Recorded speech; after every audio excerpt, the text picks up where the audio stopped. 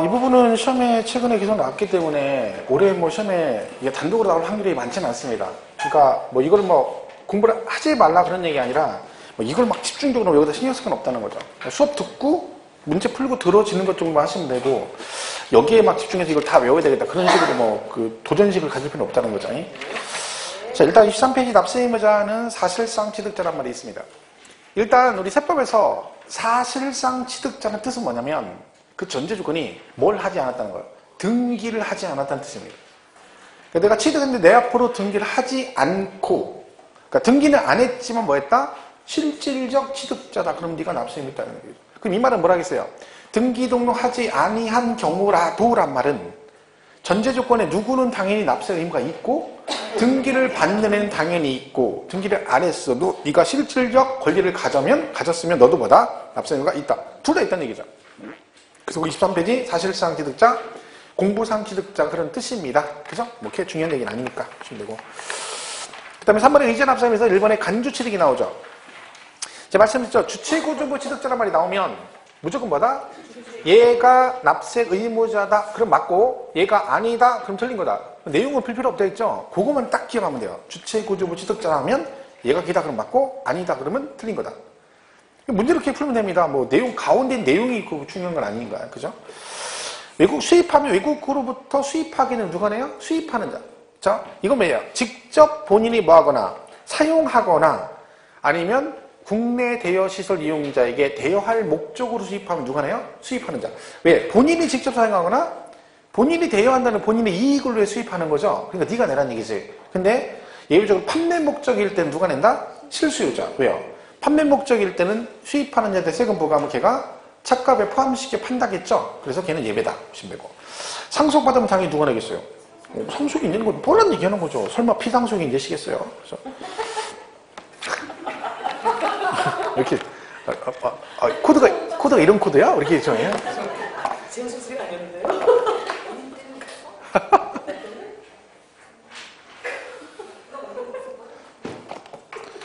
그냥 가만히 있어 사람 웃기는 재주가 있어? 그러니까 사람이 웃음 코드가 다 틀립니다. 우리 와이프도 가끔가다 이렇게 막 갑자기 겁내 좋아하고 웃거든요? 내가 볼 때 웃긴 얘기 아닌데 혼자 갑자기 막 박수치면 쓰러져 가려고요. 이런 거 좋아해? 그럼 막. 어쨌든 내가 이렇게 딱 어디 가다가 탕 쳤어. 땅 쪄가지고 우리가 딱 쪄가지고 아파지 이러잖아. 그럼 겁내 좋아해요. 희한한지요, 그죠? 남의 그 저기를 보고 좋아하는 거죠. 그러면 뭐하는 짓이야? 그러면 아니 저기 아픈 건 미안한데 웃겨 죽겠. 그거는 미안한데 웃겨 죽겠다는 거예요. 아니 어이가 없어. 아니 그게 무슨 일이야? 남편이 딱 쳤으면 어디 아프냐 와서 그런 게 아니라 막 옆에서 쓰러져 죽어요. 막 그럼 내가 막 더 아파도 인상 더 쓰면 막 더 죽어. 그렇죠. 희한한 성격이죠. 그죠? 그래, 내가 그냥 아직 여기다 여기 피까지 나면 더 죽겠다 그러면, 그럼 더 죽겠다. 박수 쳐가면서. 야, 내가 어이가 없어. 희한한 얘기죠. 4번, 조합주택용 부동산 취득은, 얘는 뭐라 했어요? 여기 주택조합과 재건축조합이 누구용으로? 조합원용 이렇게 나온다 했잖아. 그럼 누가 낸다? 조합원 이렇게 기억하면 돼요. 이렇게 보시면 되고. 5번 토지 지목 변경이나 6번의 삼박차량 기계장비 종류 변경은 변경 시점에 소유자인데 이거는 뭐 거의 시험에 물어본 적이 없습니다. 5번, 6번 나와도. 그죠? 7번 시설 대업자는 뭐예요? 등록 명의자와 관계없이 시설 대업자. 이게 뭐냐면 그러니까 제가 렌트카 사업을 하려면 제가 대업자니까 제가 렌트카 차를 취득해서 대여를 하겠죠. 그러면 실질적 취득자는 대여업자인 제가 취득해서 대여하는 거잖아요. 그러니까 당연히 누구다? 대여업자인 네가 내란 얘기지. 근데 이게 만약에 문제에 언급이 되면 명의자가 이제 문제가 되죠. 제 앞으로 명의를 해서 대여해 줄 수도 있고 대여받는 사람 앞으로 명의해서 대여해 줄 수도 있는 거죠. 근데 중요한 건 뭐다? 명의를 누구 앞으로 하든 실질적 취득자는 누구다? 대여업자니까 시설 대여업자. 얘는 시험에 나오면 이것밖에 없어요. 대여받는 자의 명의로 하는 경우는 그 명의자가 대여받는 등록 명의자가 납세 의무자다. 그럼 땡 틀렸다. 그거만 명의와 관계없이 대여업자 보시면 되고. 8번 배우자 등으로부터 취득. 아까 했죠. 증여로 취득한 거로 본다. 다음 추정의 의미가 있기 때문에 오른쪽에 나와 있죠. 1, 2, 3, 4 그죠. 요렇게 해서 입증되면 뭐한다? 유상으로 취득한 거로 보겠다. 그런 뜻입니다. 그래서 거기 아까 했죠. 공매를 등해서 부동산 취득하거나 파산 선고로 처분되는 부동산 취득하거나 권리 이전이나 행사에 등기 등록이 필요한 부동산 등을 서로 교환하는 경우. 그리고 4번 입증한 거죠. 근데 대가를 입증하면 되는데 그 밑에 있는 기역, 니은, 디귿, 리을 이걸 가지고 입증하면 인정해주겠다. 구체적으로 이제 어떻게 입증해라고 이제 법으로 정해놓은 거죠. 그죠? 그래서 이제 보면 뭐 소득이 증명되거나, 그죠? 아니면 본인 소유 재산을 처분해가지고 줬다든가, 아니면 본인이 가지고 있는 부동산 담보로 돈 빌려서 줬다든가, 이런 식으로 입증하면 인정해주겠다. 이 뜻입니다. 9번에 부담보증에 나가 있죠? 그 채무에게 상당하는 부분은 부동산 등을 유상으로 취득한 거로 본다. 그럼 채무 이외의 부분은 뭘로 본다? 무상으로 취득한 겁니다. 그죠? 나머지 뭐 9번, 10번 의견들은 뭐 지금 크게 볼 거 없습니다. 나중에 문제 풀 때 간단하게 보시면 되니까. 그래서 그거는 그렇게 정리하시고. 일단 납세 의무자 부분은 뭐 크게 많이 신경 안 써도 됩니다. 나머지 부분은 나중에 문제 풀 때 좀 보완하고 그렇게 가는 걸로 하겠습니다.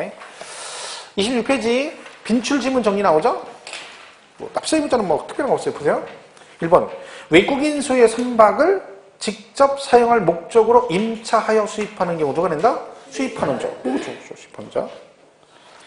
2번 주택법엔 주택조합이 조합원 용으로 누구? 조합원. 얘네들은 몇 번씩 나왔던 거예요. 사실은요. 그 조합원 이런 것들은 납세의무자 나올 때만 나오는 거죠. 뻔한 거잖아요. 내일 때 뻔하니까. 그치? 3번 상속을 받으면 누구? 상속인 그런 거고. 4번 건축물 주택 기대 부담비 주체구 일체가 건축물 자 주체구주고 나왔어요. 읽을 거 없고 마지막에 뭐라고 돼 있어? 가설한 자가 납세 의무자가 된다. 땡 틀렸죠. 뭐라고 해야 돼요? 주체구주고 취득자가. 이게 최근에 나온 정답입니다. 그러니까 중간에 효용같이 이런 거 읽을 필요 없다 했잖아요. 그럼 주체구주고 취득자란 말이 나오면 마지막에 누가 납세 의무자고 돼 있는 이것만 딱 보시면 되는 거야. 그럼 이 문제는 그냥 풀 수 있죠. 얘는 지금 틀렸잖아요. 왜요? 주체구주부 취득자가 납세 의무자가 된다 그러면 맞는데 엉뚱한 애가 나왔잖아. 그럼 무조건 틀린 거예요. 그거만 딱 기억하시면 돼요. 그래서 납세 의무자 그렇게 보시면 돼요. 그럼 우리가 이제 그 배운 세목 중에서 납세 의무자와 관련해서 가장 중요한 파트가 재산세 파트입니다. 시험에 제일 많이 나오고. 그러니까 취득세도 가끔 나오는 거고, 가끔 나오는데 최근에 계속 나왔고, 그 다음에 등록세는 납세 의무자가 따로 나올 리는 없죠. 근데 만약에 이 등록세에 납세 의무자가 나오면 얘는 형식을 갖춘 사람 무조건 뭐예요? 등기 등록을 하는 자가 납세 의무자예요.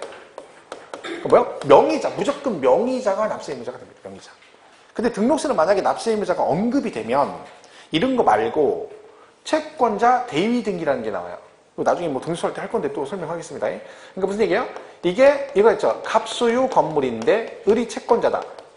그죠? 을이 채권자다. 얘가 돈 받을 게 있는데 얘가 돈을 안 주니까 이 건물에다가 가압류하려고 등기부등본을 떼어봤더니 미등기예요. 그죠? 네, 채권자가. 그래서 얘가 어떻게 한다고요? 얘가 열받아서 법원에다가 잃는 거죠. 얘가 이놈이 나쁜 놈이다 일렀더니 법원에 들어보니까 이놈이 진짜 나쁜 놈이에요. 그래서 어떻게 해? 그럼 네가 뭐해라? 네가 얘 앞으로 보존 등기를 신청해라. 그런 거죠. 이걸 뭐라고 하냐면 채권자 대위 등기 그래요. 대신 등기를 신청한다. 그럼 신청은 얘가 한 거죠. 얘 앞으로. 그럼 등록세 누가 내니 이거죠. 누가 낸다? 갑. 이거 내야 됩니다. 대위 등기는 얘가 본인 앞으로 등기하는 거 아니잖아요. 얘는 이해관계자인데 등기만 신청하는 거지. 그럼 항상 납세 의무자는 누구다? 원래 그 등기를 해야 할 의무가 있는 자. 다른 표현하면 소유자가 깁니다.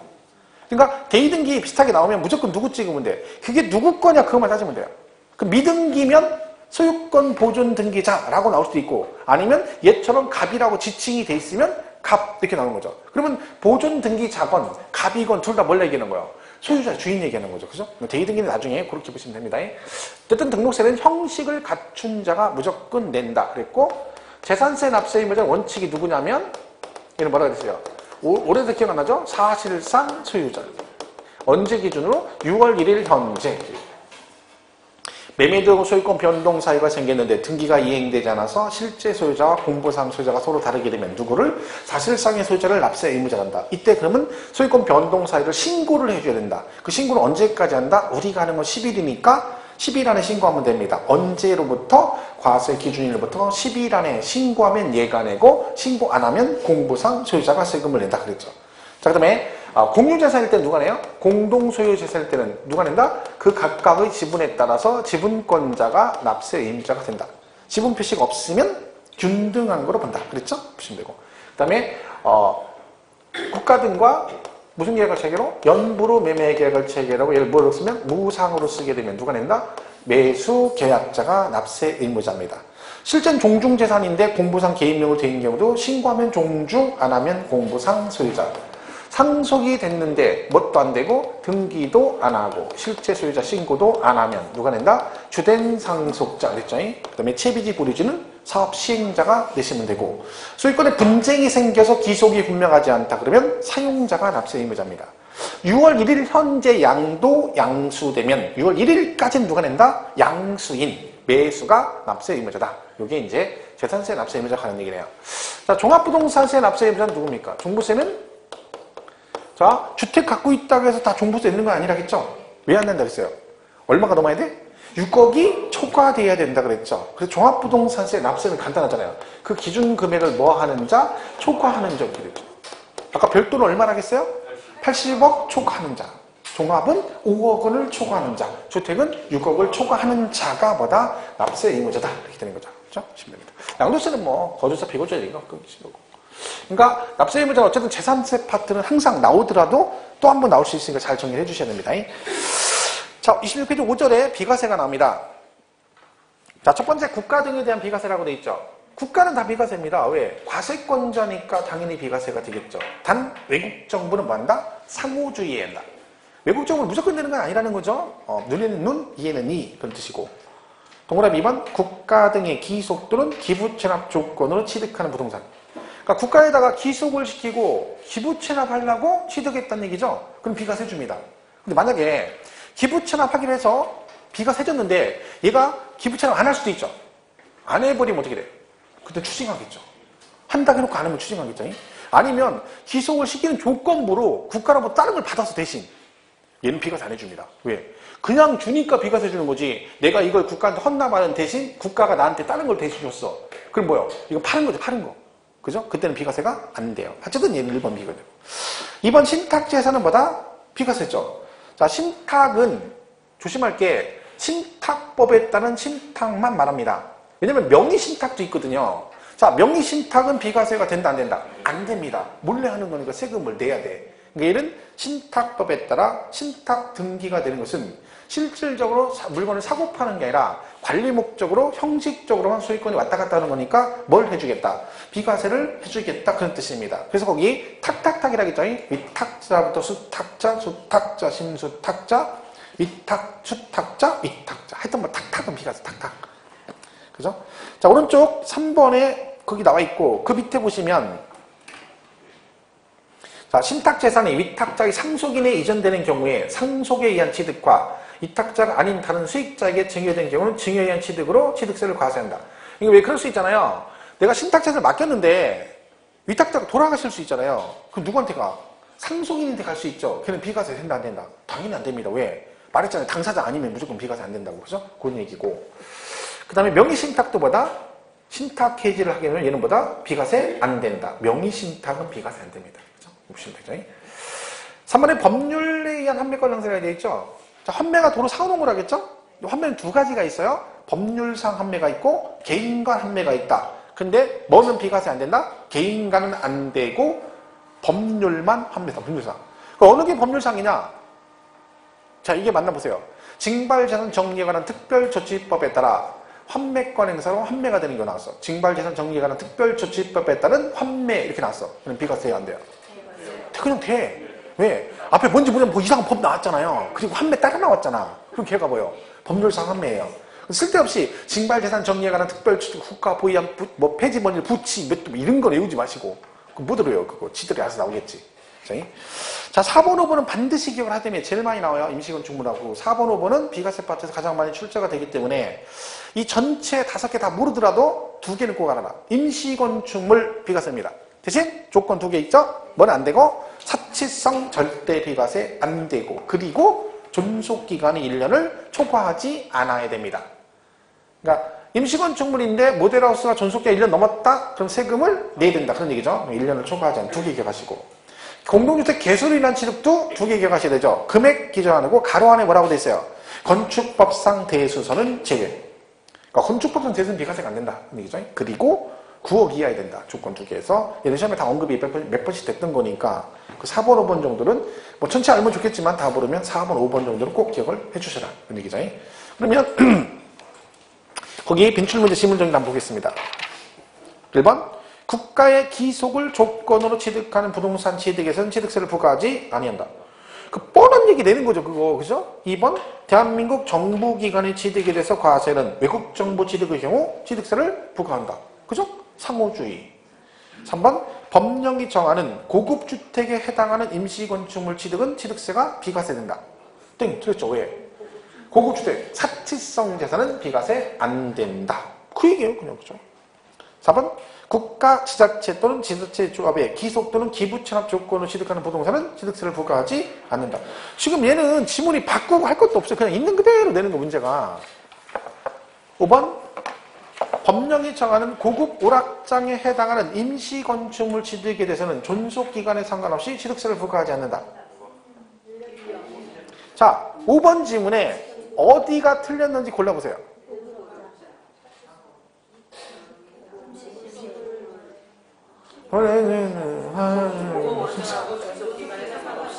그렇죠. 두 군데 틀렸어요. 일단 고급 오락장 나오는 순간 얘는 틀렸고, 이게 아니어도 존속기간에 상관없이 틀린 거죠. 왜? 존속기간 상관 있잖아요. 그러니까 사치성 안 되고 존속기간 1년을 초과하지 않아야 되는 거니까 두 개가 둘 다 틀린 거죠. 그러니까 이런 문제 나는 풀 때는 얘는 틀렸네 이러면 안 돼요. 어디가 정확히 틀렸는지 알아야 나중에 요 문제가 또 나오면 맞출 수가 있는 거죠. 그러니까 항상 말씀을 드리지만 문제를 푸는 게 중요한 게 아니라 풀고 나서, 그죠? 나서가 더 중요한 겁니다. 왜 맞고 틀렸는지 확실히 확인하고 가야 되는 거죠. 6번, 건축법상 대수선으로 인해 공동주택 취득한 경우는 취득세를 부과하지 아니한다. 땡. 뭐라고요? 대수선 비과세 안 돼. 지금 보시면 문제가 막 굉장히 어려워서 못 푸는 게 아니라 문제는 어렵진 않아요. 근데 기억을 못하는 것 뿐이에요. 그리고 기억을 했는데 어디가 틀렸는지 못 고르는 거지. 막 내용이 엄청 어려워서 도저히 뭔 얘기인지 모르겠다. 그런 건 없거든요. 세법별로. 그죠? 그러니까 자꾸 보시면 되는 거야. 자꾸. 보고 또 보고 하다 보면 나온 거 또 나오고 나온 거 또 나오고 그런다 있잖아요. 잡으시면 되고. 자, 비과세 이렇게 보시면 되고. 우리가 그 배우는 세목 중에서 비과세 관련해서 시험에 단독으로 나올 수 있는 게 딱 하나밖에 없습니다. 뭐 양도세.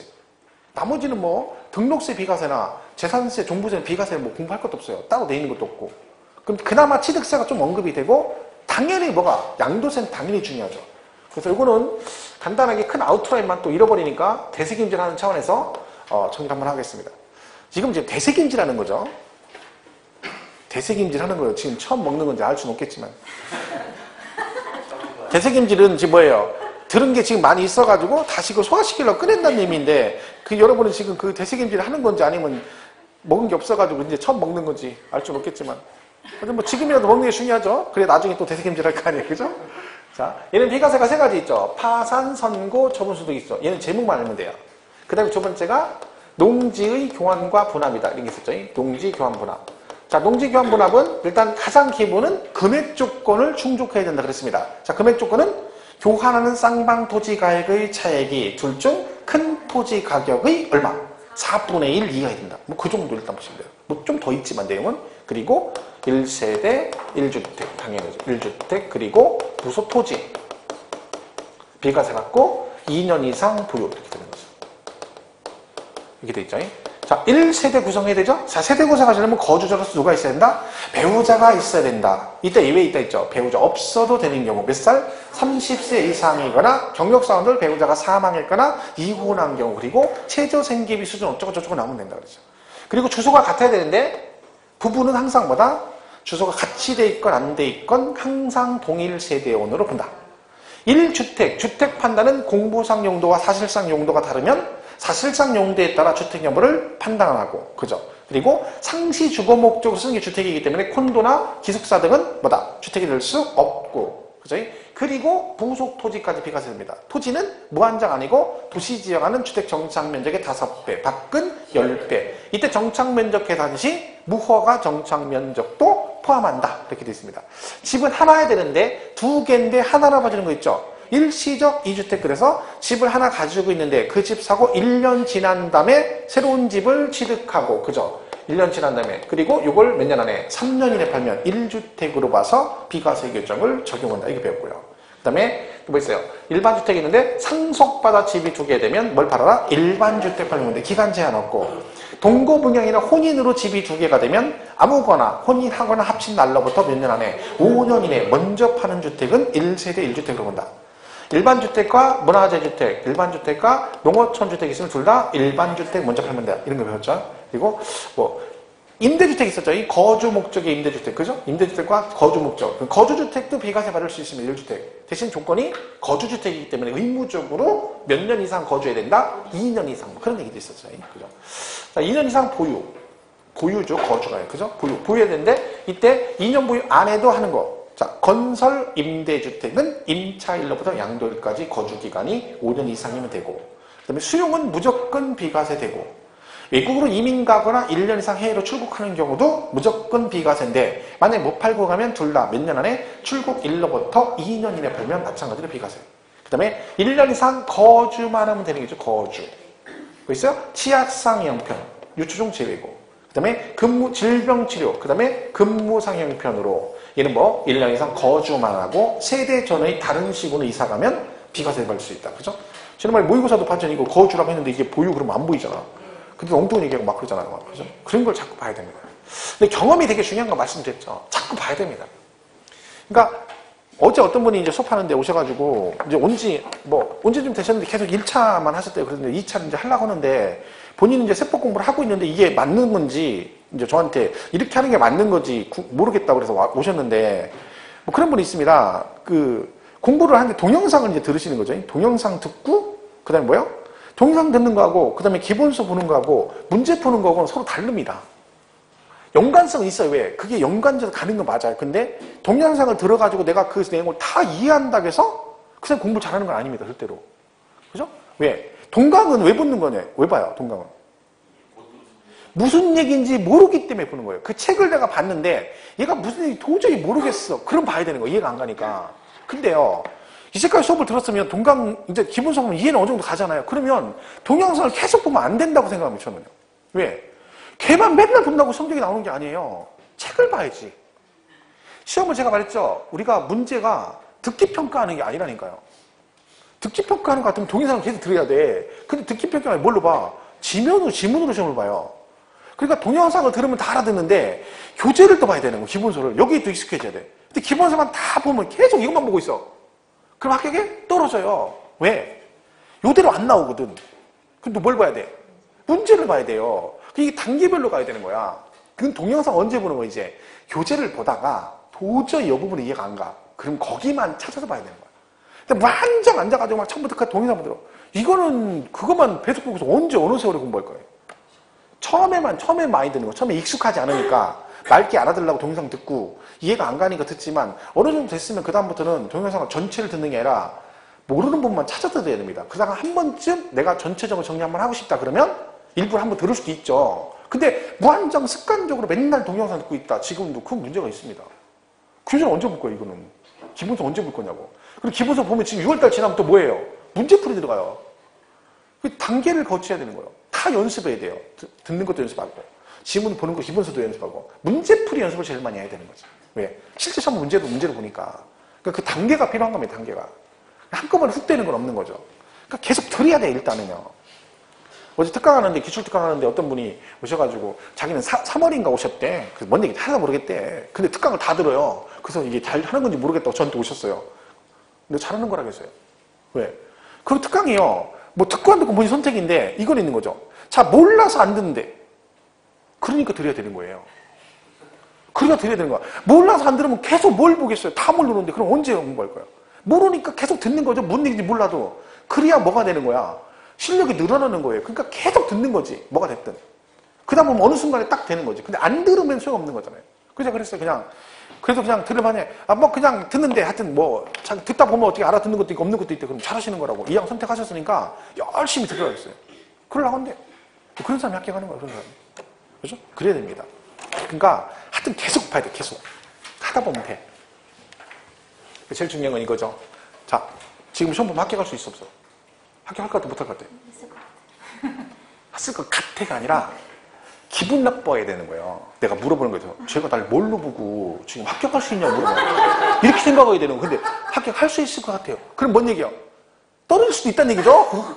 그럼 떨어지는 거예요. 그럼 떨어지는 거라니까. 아니 세상에 난 이해가 안 가는 게요. 제가 가끔 물어보거든요.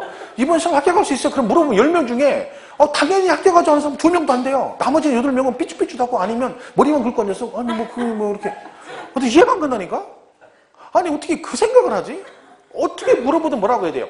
당연히 합격하죠. 이게 당연한 거 아니에요? 그게 당연한 거잖아. 근데 여러분 그 당연한 걸 안 해. 그러니 아니 그럼 무슨 합격을 하겠어? 벌써 마음속에 난 틀렸다라고 생각하고 공부하는 거 아니야? 마음의 준비를 미리 하는 거죠. 떨어질 때 대비해가지고 충격 안 받으려고 미리부터 난 떨어질 수 있어, 떨어질 수 있어. 그게 미리 되면 그 실제 떨어지면 뭐야? 그동안 계속 그 생각 해왔기 때문에 충격이 덜해. 그런 거야? 이해가 안 간다. 어떻게 그런 생각을 하고 공부를 하는지. 3개월 딱 100일 남았어. 100일. 딱 100일. 자, 100일 딱 되는데 100일째 되는 날 딱 학원에 와서 공부를 했어. 합격할 것 같아, 그럴 것 같아. 저는 합격할 자신 있습니다. 저는 딱 100일 남겨놓고 학원 오면 나는 합격할 자신 있습니다. 진짜로. 난 붙을 것 같아요. 근데 공부하면 내가 그럼 확률이 100%면 제가 떨어질 확률은 10%도 안 될 것 같아요. 저는 100일 남겨놓고 오면. 근데 저는 100%라고 생각해요. 난 무조건 붙을 수 있어요. 근데 여러분 100일이면 뭐라 그래? 에이 장난 아니야. 지금 속으로 막 저것이 무슨 이렇게 생각하는 문제인 거야. 근데 저는 진짜 붙을 자신 있습니다. 이래야 되는 거예요. 시험 끝나고 나올 때까지는요 아무도 몰라요. 근데 공부를 하면서 자꾸 막 될 거 안 될 거 이러고 있으면 그게 말이 됩니까? 그런 사람들이 무슨 공부를 하겠어요? 그리고 막 불안해서 공부가 더 안 되는 거지. 당연히 된다라고 생각하면 지금 성적이 좀 안 나와도 아직은 시간이 있고 내가 준비를 좀 더 하면 되는구나 이런 마음이 드는데 불안한 사람들은요 조금만 안 되면 나 이거 해도 되겠어? 막 자꾸 이렇게 되는 거야. 그 시험은 떨어지는 거지. 무조건 붙는다고 생각해. 그 지금은 무조건 붙죠. 왜? 지금 시간이 엄청 많이 남았는데. 또 5개월 넘게 남았는데 그런 생각하는 것 자체가 웃기지 않습니까? 무조건 붙는 거지. 항상 누가 물어보는 게 아니라 실제로 그래야 됩니다. 마음적으로. 난 당연히 붙는다 그러지. 물어보니까 형식적으로만 그래 뭐 붙어 이렇게 하면 안 돼. 정말 붙는다고 생각해야 돼. 근데 그게 맞는 말이에요. 그리고 무조건 된다니까. 떨어지는 이유는 딱 하나야. 불안하게 생각하는 사람이 있죠. 난 안 될 것 같아. 안 될 것 같아. 이런 사람만 떨어져. 본인이 원하는 대로 되는 거야. 본인이 뭐래? 떨어질 것 같대잖아. 옛날 SK텔레콤에서 광고할 때 보세요. 생각대로 T. 그렇죠. 생각대로 T. 맞는 말이에요. 그 여러분 생각한 대로 돼. 그러니까 지금 무슨 생각을 해야 돼? 잘 생각해봐. 본인 생각대로 된다는 거 말하면 돼. 본인 생각대로. 영락 없어요. 본인 생각대로 됩니다. 28페이지 6절의 시득시기. 자, 요거는 25회 때 시험에 나왔어요. 25회 때. 그럼 얘가 자주 나오는 내용은 아니에요. 막 2년에 한 번씩 나오고 그런 내용은 아니긴 하지만 얘는 일단 언제 샀느냐 그 얘기죠. 이건 왜 물어본다겠어요? 신고납부 때문에 그래요. 취득세 신고납부 기한이 취득일로부터 60일이거든요. 그때까지 안 하시면 뭘 물어? 가산세 물죠. 그러니까 취득 시기를 법적으로 명확하게 정리해 줘야 된다. 그런 차원에서 언제 취득했느냐, 취득의 형태에 따라 구분하고 있습니다. 첫 번째 뭐라고 되어 있어요? 유상승계. 자, 유상승계는 둘 중에 하나입니다. 하나는 계약상 잔금 지급일이 있고 또 하나 뭐 있어요? 실제 잔금 지급이 있다. 계약상 잔금 지급일과 실제 잔금 지급일 두 개로 나눠진다. 자, 이거는 맨 먼저 이 두 개를 뭐부터 기억해야 되냐면 얘하고는 별개다. 그런 얘기죠. 그러니까 여기에 해당이 되는 애들 이건 뭘로 간다는 거예요? 서류상으로 간다는 얘기죠. 그럼 얘는 무슨 뜻이에요? 여기에 해당이 되는 애들은 뭐와 관계없이 실제 잔금을 언제 이거보다 먼저 주든 나중에 주건 관계없이 무조건 뭘로 간다? 계약서로 간다는 얘기고 여기는요 계약서의 잔금 날짜 상관없이 먼저 돈 주면 그날이고 나중에 돈 주면 그날이 된다. 무조건 실제 잔금 지급 이 뜻입니다. 서로 관계가 없다는 얘기죠. 자, 그러면 이거는 한마디로 짝을 칠 수 있는 여지가 있으니까 계약서로 간다는 얘기고 이건 누가 봐도 이날 잔금 준 게 객관적으로 인정되었을 때만 실제 잔금 지급일입니다. 자, 그러면 개인끼리 거래하게 되면 둘 중에 뭘로 가겠어요? 개인끼리 거래, 개인간 거래. 개인간 거래가 제일 짜고 치는 게 제일 많은 게 개인간 거래죠. 이걸로 갑니다. 자, 그럼 여기 실제 잔금 지급 누가 봐도 인정되는 경우 5개 있다 있죠? 국수, 공판자. 자, 이 국은 뭐다? 국가, 끝? 국가, 지자체, 조합으로부터 취득. 그죠? 그런 거죠. 이거는 수입에 의한 취득, 공매, 경매로 취득하는 거고 판결문이나 법인 장부로 입증되는 경우가 있어요. 자, 판결문은 항상 따라오는 게 뭐다? 화해, 포기, 인락, 자백간주는 제외다. 제외라는 얘기는 걔네들은 이걸로 안 간다는 얘기니까 뭘로 간다는 얘기야? 이걸로 간다는 얘기입니다. 계약서. 그리고 그럼 결국 이 5개 빼곤 다 뭘로 간다? 계약서상 잔금 지급일을 취득일로 보겠다 그런 뜻입니다. 자, 그러면 계약서의 잔금 날짜가 명확하지 않다. 그러면 어떻게 한다? 그때는 계약일로부터 며칠? 60일이 되는 날, 이날을 취득일로 보겠다. 이런 규정이 있습니다. 자, 이게 기본 개념이고 여기다 등기가 같이 나오면 어떻게 한다?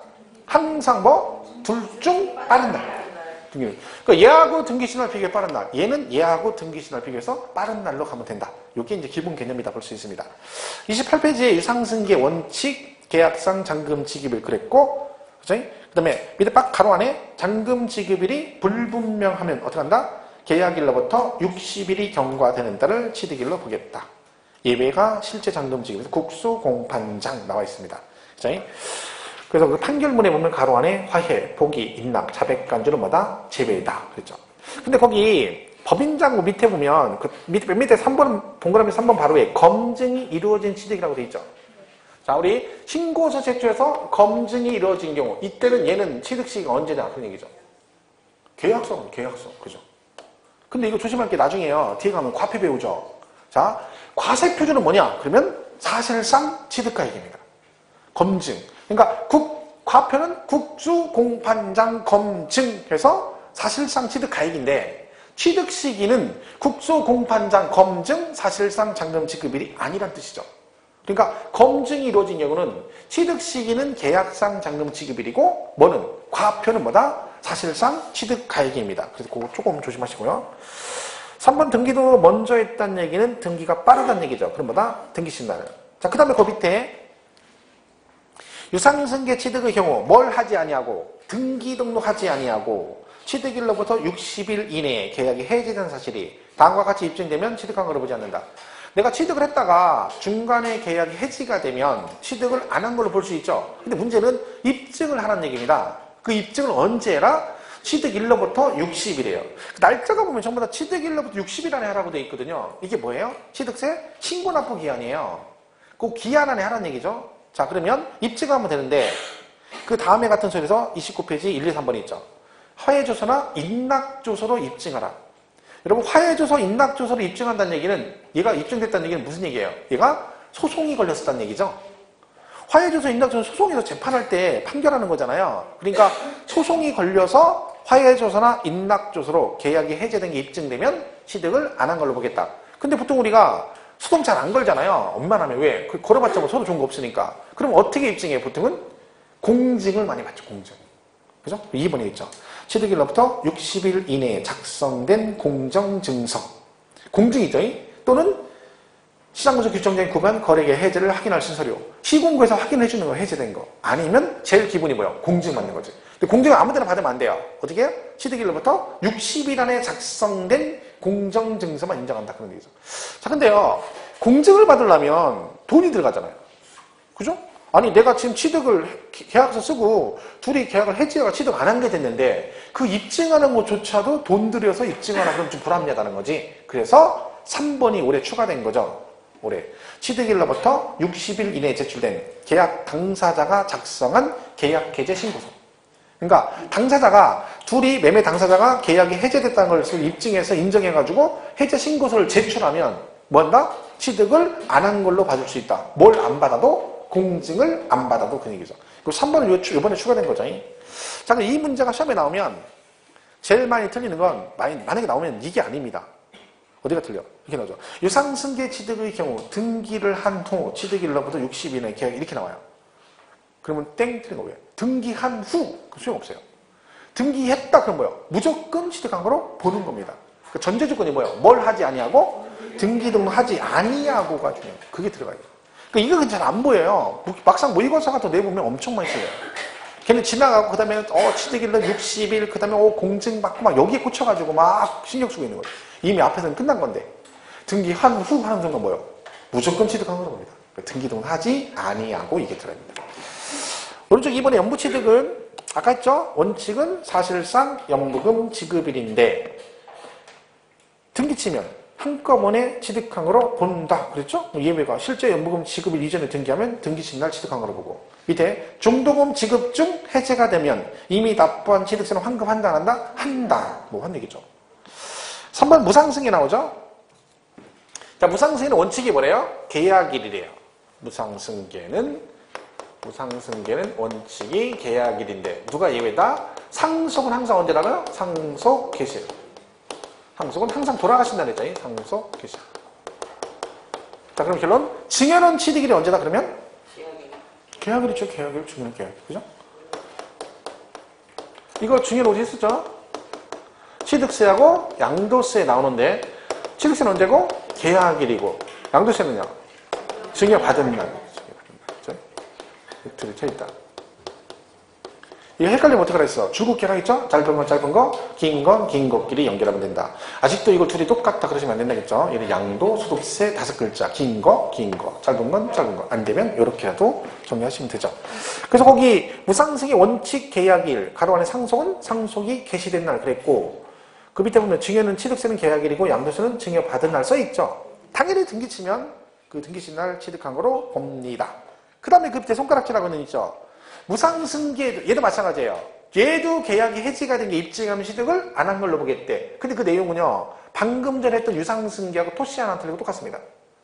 둘 다 등기 안 하고 취득일로부터 60일 안에 계약 해지된 게 1, 2, 3번으로 입증하면 취득한 거로 보지 않겠다. 유상, 무상 똑같다. 그죠? 이렇게 보시면 되죠. 3번은 무상승계 이렇게 보시면 되고 4번은 이제 뭐예요? 건축물, 건축. 자, 내가 건물을 직접 허가받고 짓는 경우도 있고요. 그 다음에 도시개발법의 환지 방식으로 취득하는 경우도 있고요. 그 다음에 도정법, 정비법상, 그죠?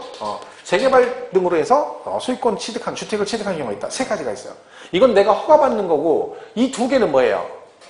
각종 개발 사업으로 취득하는 겁니다. 각종 개발 사업으로. 자, 그러면 여러분이 허가받고 지면 나중에 다 짓고 나면 뭐 받아요? 준공검사만 한다 그죠? 자, 그러면 얘가 사용승인서를 교부해줘요. 얘는 뭐라고 됐어요? 사용승인서를 내주는 날 이렇게 돼 있고요. 자, 그 다음에 도시개발법과 정비법 이건 어디 나와요? 여러분이 싫어하는 공법에 나오죠. 그죠? 도시개발법 어디 나와? 여러분 싫어하는 공법. 그리고 어디? 정비법도 어디 나와? 여러분 싫어하는 공법에 나옵니다. 싫어하죠? 얘기를 못하시면 싫어하잖아. 내가 사실대로 얘기해주는 거야. 내가 얘기해주는 대놓고 얘기 못하니까 내가 얘기해주는 거지. 공법 좋아해? 아니잖아요. 우리끼리 얘기했지만. 여러분이 싫어하는 민계공 이게 정답이에요.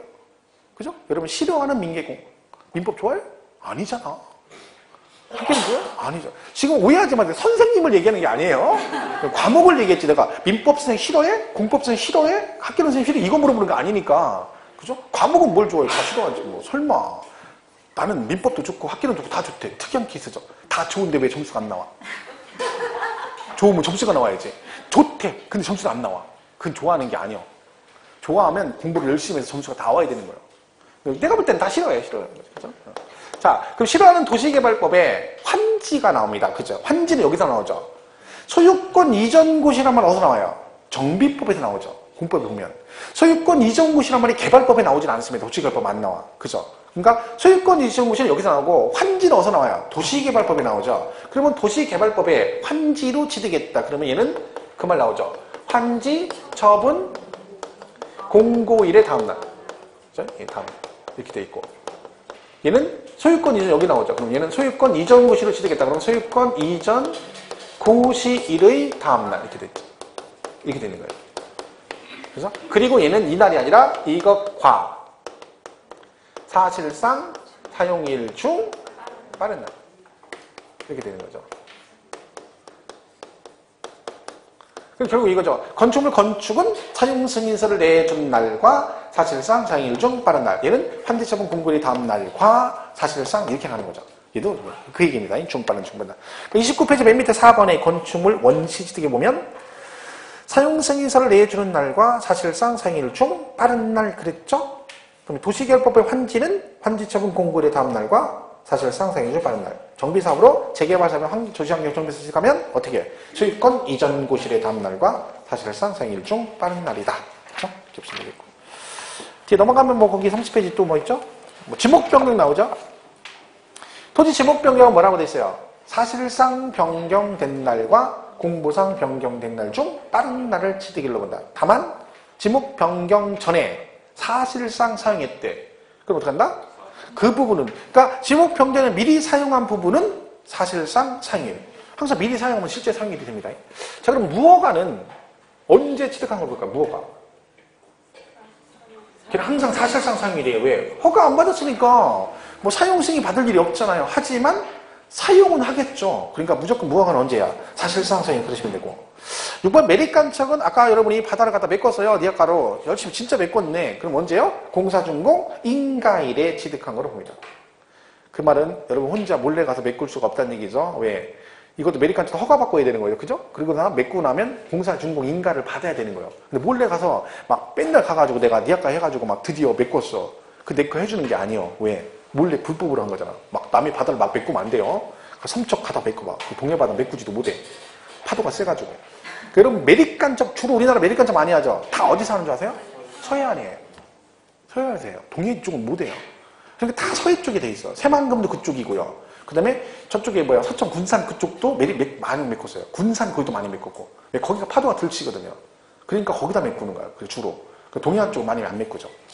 많이 메꿨죠 우리나라. 그죠? 많이 메꿔서 땅이 많이 넓어졌습니다 실제로. 그죠? 동해는 서해 쪽이 많이 넓어졌죠. 남해나 동해는 좀 안 하고. 그죠? 7번 주택조합의 비조합원용 취득이라고 돼 있죠. 이거는 조합이 비조합원용 토지를 취득했다. 조합원께 아닌 걸 조합이 취득하잖아요. 근데 여기까지는 뭐 시험 언급이 안 되는데 나왔으니까. 근데 보세요. 1번 주택법에 따른 주택조합이 조합원에게 기속되는 토지를 취득한 경우. 2번은 정비법에 따른 재건축조합이 조합원과 아닌 걸 취득했다. 이렇게 돼 있죠. 그럼 보세요. 거기 사용검사가 나오고 소유권 이전고시를 다음날에 나오죠. 주택법은 뭐가 나와요? 사용검사가 어디서 나온 말이야? 주택법이 나온 말이에요. 주택법. 건축법엔 사용검사라는 말 안 쓰죠. 건축법 뭐라고 써? 사용승인이라고 해요. 사용승인. 주택법은 사용승인 안 하고 사용검사 그래요. 도시개발법은 준공검사 그러고 정비법은 준공인가 그래요.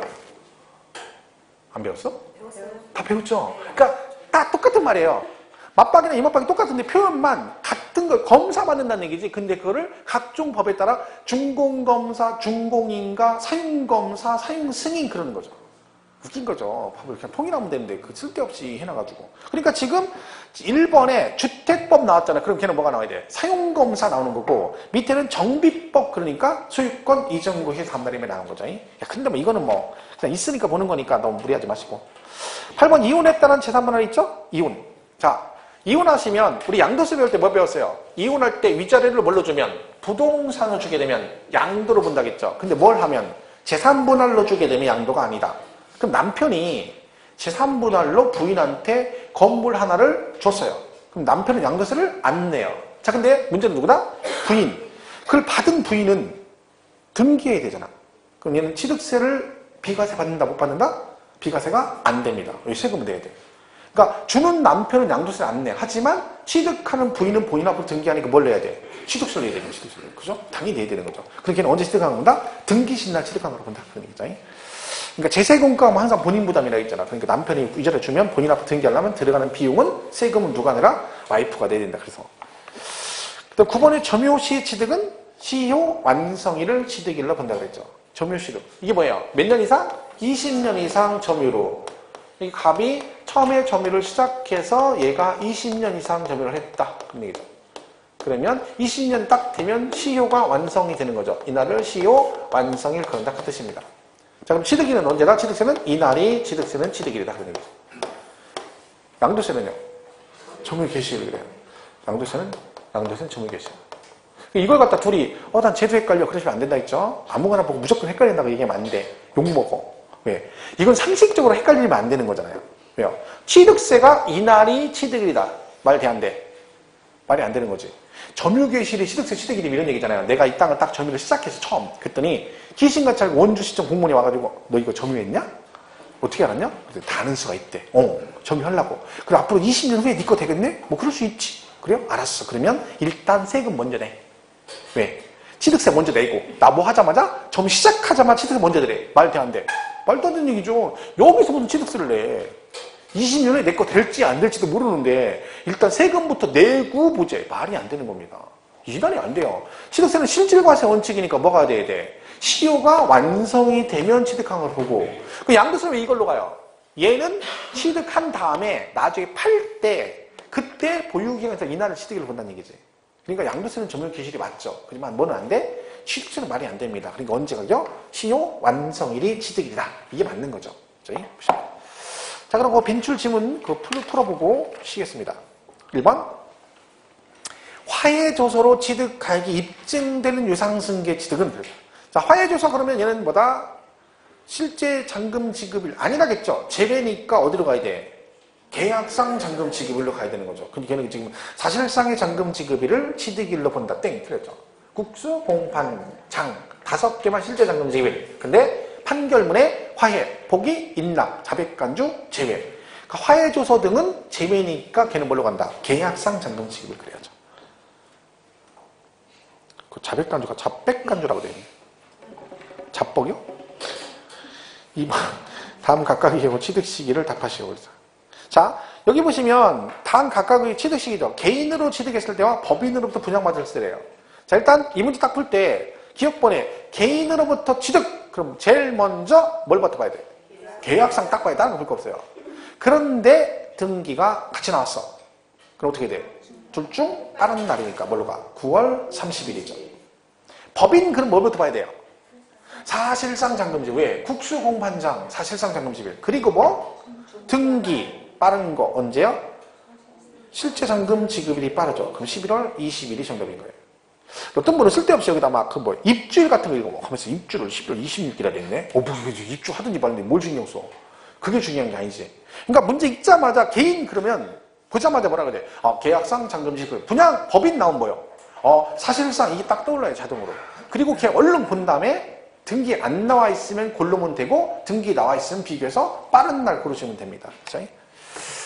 3번 개인 간 증여 계약에서 부동산 취득하는 경우는 그 계약일로부터 60일이 경과되는 날을 취득일로 본다. 증여받았다잖아. 취득이 언제요? 계약일. 계약 60일 경과되는 날. 계약일로부터 60일 경과되는 날은 이건 뭐예요? 계약상 잔금 지급일이 명확하지 않을 때, 불분명할 때 그 얘기고, 증여 그러니까 계약일 그래야죠. 4번 상속은 언제라 했어요? 상속 개시일 돌아가신 날이고. 5번 건축 허가를 받지 않을 때 무허가 언제야? 사실상 사용일이었죠. 6번 토지 지목 변경에 따른 취득은 지목 변경일 이전에 그 사용 여부와 관계없이 사실상 변경된 날과 공부상 변경된 날 중 빠른 날을 취득일로 본다. 땡. 그렇죠. 왜요? 변경 이전에 사용 여부와 관계없이 틀렸죠. 왜? 그 전에 미리 사용하면 그 부분을 뭘로 본다? 사실상 사용이 그랬잖아요. 7번 부동산 연부 취득하면 등기일에 관계없이 사실상 최종 연부금 지급일을 취득일로 본다. 땡. 그랬죠. 언제 그러죠? 등기 치면 등기 신날 취득금은 뭐고 등기 안 하면 사실상 연부금 지급일이고 등기 치면 등기 신날 한꺼번에 취득금으로 본다. 그랬죠? 네, 틀렸고. 8번 실제 연부금 지급일을 전 등기했대. 그럼 언제? 등기 신날 똑같은 얘기잖아요. 그렇죠? 뭐 어렵잖아요. 이렇게 보시면 됩니다. 자, 여기까지 정리하시고 잠깐